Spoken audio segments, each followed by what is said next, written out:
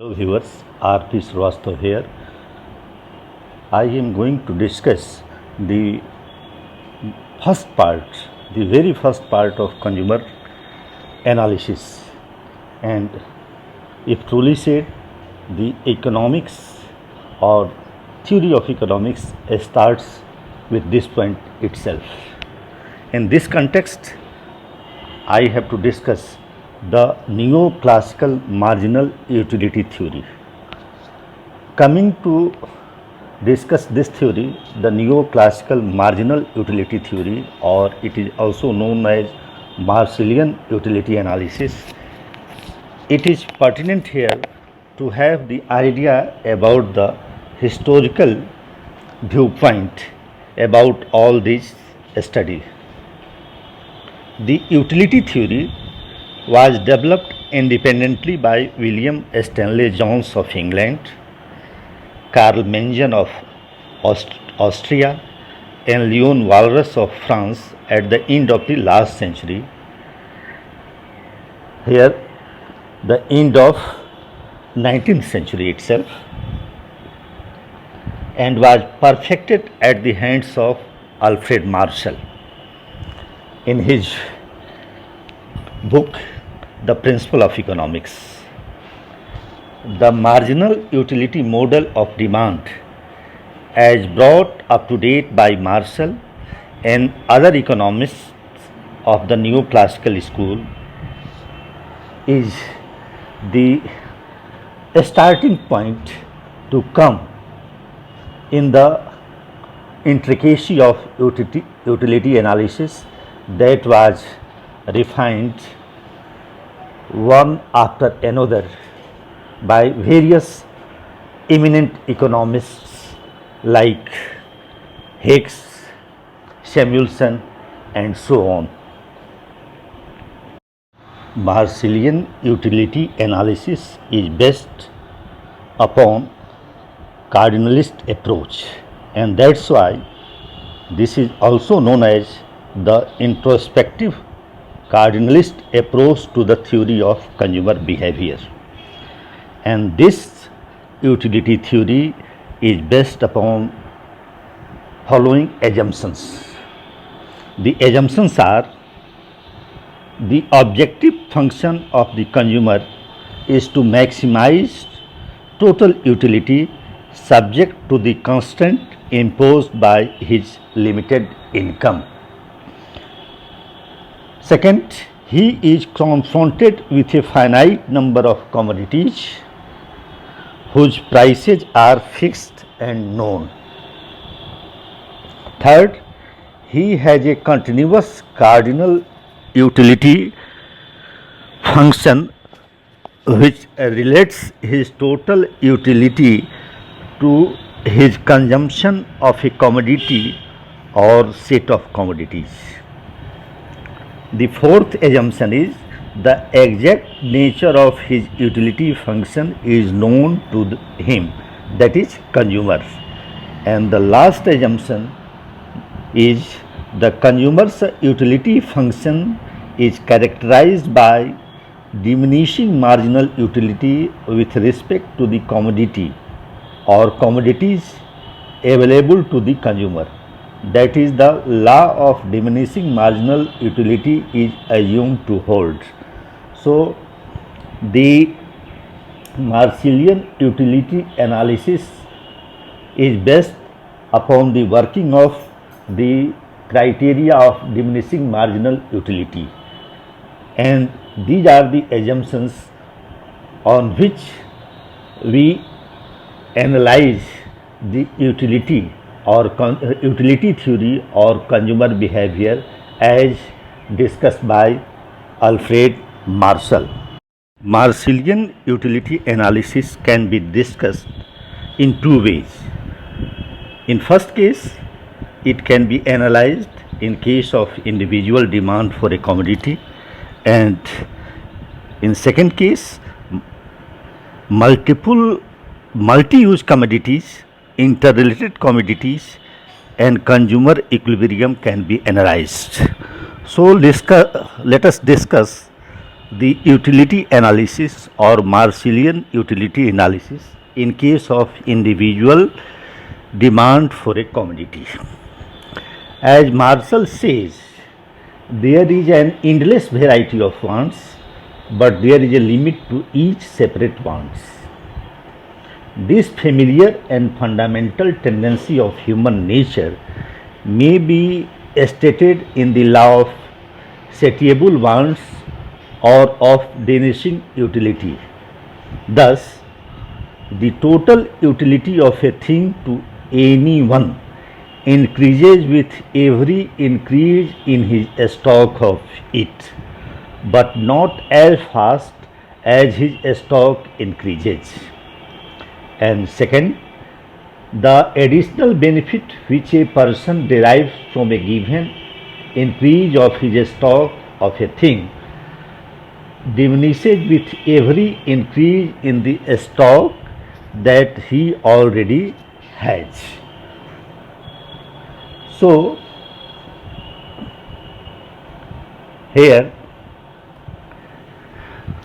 if we discuss mathematically, total utility, that is U, is the function of f x1, x2, x3 and so on.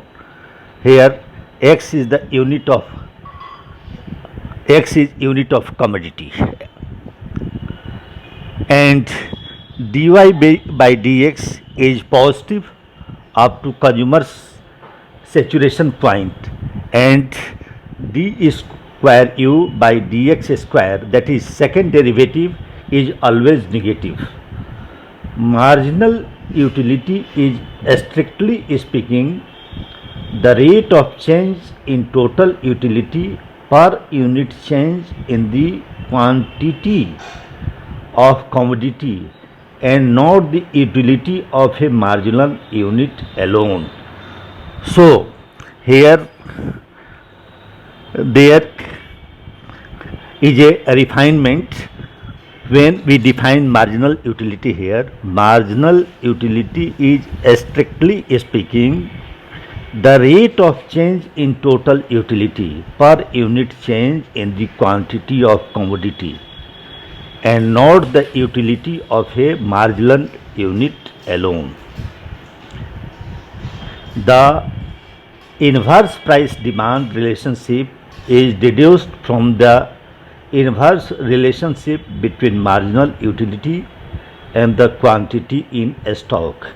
As the stock increases, marginal utility has a tendency to decline, and this is based upon the inverse relationship between stock of the quantity and marginal utility. So, Marshall assumed the marginal utility of money to be constant. Thus, a change in price will have a negligible effect on the real income of the consumer, and hence income effect of change in the price could be safely ignored, because here Marshall assumes that the marginal utility of money is constant. Therefore, left only with the substitution effect of a price change, which gives only a inverse relationship between demand and price. So, in Marshallian utility analysis, the reason behind the inverse relation between the price and quantity demanded lies on the change in substitution effect, or inverse relationship between the price or quantity demanded due to substitution effect, taking the income effect negligible. Before discussing multi-use commodities, interrelated commodities and consumer analysis or consumer equilibrium by Marshallian utility analysis, let us have a viewpoint about the market demand for a commodity. The market demand is just the horizontal summation of individual demand curves for the commodity. In case of some commodities, the demand of a single person may be fairly representative of the general demand for the whole market. But in case of many goods, there may be large differences in individual demands. Even then, in large markets where rich and poor, old and young, men and women, persons of all varieties of tastes, temperaments, and occupations are mingled together, the peculiarities in wants of individual will compensate one another in a comparatively regular gradation of total demand. This is the illustration by Alfred Marshall. So, in general parlance, the general law of demand, therefore, is the greater the amount to be sold, the smaller must be the price at which it is offered, in order that it may be find purchasers, or in other words, the amount demanded increases with a fall in price and diminishes with a rise in price.